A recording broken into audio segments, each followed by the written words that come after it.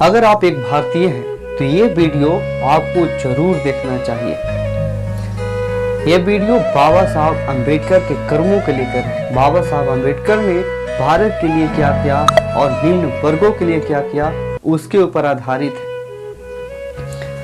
जिसे शिक्षा का अधिकार न था वो ज्ञान का भंडार लेकर आया। जिसे पानी छूने तक का अधिकार न था वो समंदर का सैलाब लेकर आया। जिसे शास्त्र पढ़ने का अधिकार न था वो दुनिया का सबसे बड़ा लोकतांत्रिक देश का संविधान लेकर आया।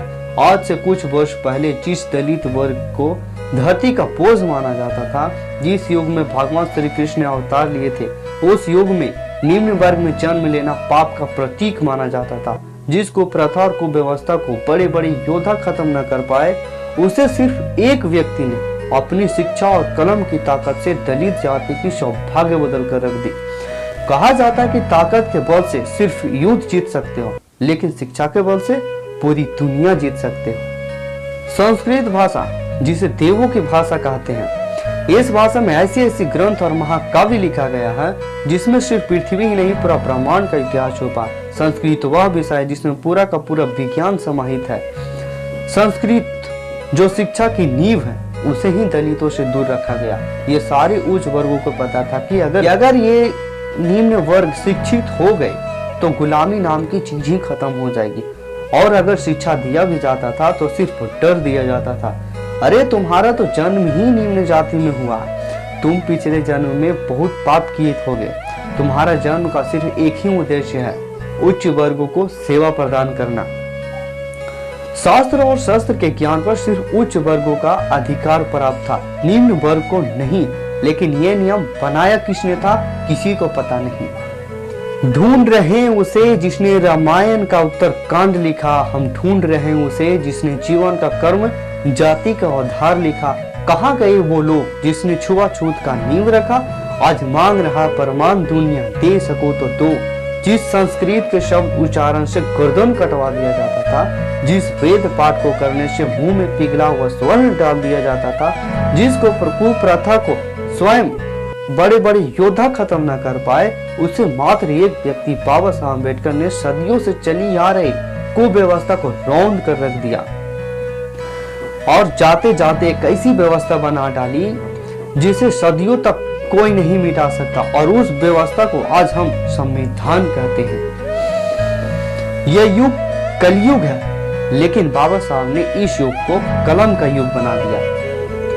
इससे पहले किसी भी युग में दलित वर्गों के लिए इतना स्वतंत्रता नहीं था, लेकिन आज भारत की स्वतंत्रता को पूरा विश्व में मिसाल मानी जाती है। आज भारत विश्व का सबसे बड़ा लोकतांत्रिक देश है। अगर स्वतंत्रता का सही मायने में किसी को श्रेय जाता है पूरे समाज को एक साथ एकता के सूत्र में बांधने के लिए, तो वो जाता है बाबा साहब भीमराव अम्बेडकर को और उनके द्वारा लिखे गए संविधान को।